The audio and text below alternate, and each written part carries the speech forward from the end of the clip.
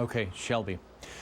Kathleen Lynn Austin, Marianne Lewecka, Jana Carpenter, Frederick Bergford, Randy Steele. You may not recognize their names. They are the 5 people killed on this date exactly 40 years ago in El Paso's first mass shooting in recent memory. 6 months ago today, El Paso's most recent and deadliest mass shooting. The pain of losing a loved one in that way now ties families together.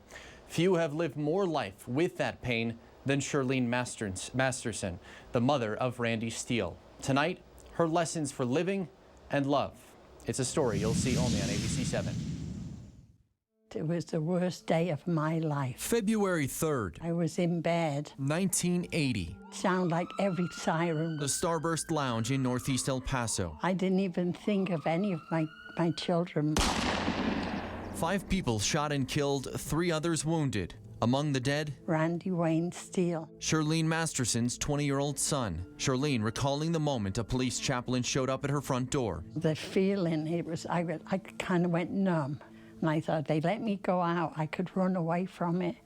3 days later, another knock on the door, this time a young woman. She was shaking. She said, your son should be alive. You know, he saved my life. He pushed me out the way. In Randy's final moments alive, he was a hero. These 3 flags, a Citizens Award, standing tall beside a framed picture in Shirlene's living room. How much do you think about him over the last 40 years? There's not a day goes by.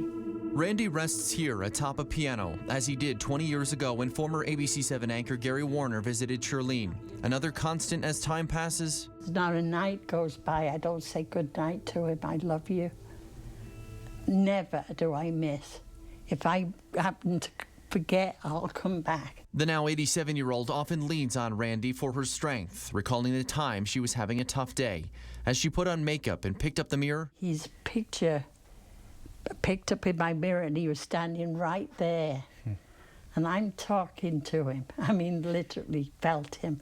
And there he was in reflection from the mirror. This mother remembers Randy's humor. As we look through old photos of him in her kitchen, nostalgia sets in and draws a smile from Shirlene. It's been a long time.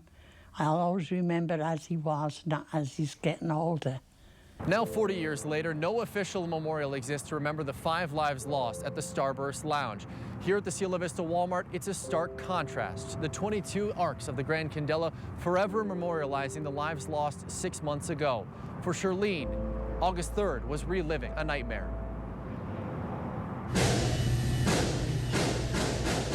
It was like flashbacks. My heart was broken for them because I know what they're going to go through. What would you tell them in terms of how to go about living? Talk about them. Don't be quiet. Just have someone to talk to. I thought while I'm talking about him, I've still got him here. For 40 years, Randy has lived on through Shirlene, while Randy's convicted killer lives in prison. Shirlene fiercely fought Barry Chavarek's parole 20 years ago and years since. If he's maybe 55, 60, he comes up for parole, just, okay, that's it. Whatever, you can come out. Chavarek now 61, and within the last year, it's me carrying that hate in my heart for this Barry Chavarek.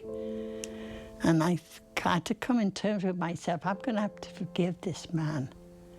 And I did. She credits her faith and a conversation with her pastor. I felt like I walked out that church. I had weights lifted off my shoulders. A simple wave of the hand to signify she'll no longer fight Chavarek's parole, up for review again later this year. And ever since then, I've been more content in my life. And Shirlene tells me in addition to her faith, what allowed her to come to forgiveness was Randy. She says knowing Randy, she doesn't think he would have wanted Chavarek to spend a year in prison. Shirlene told ABC 7 during that interview back in 2000, Chavarek re-entered the Starburst Lounge and began firing after an argument inside the bar about who was a better marksman. Stephanie?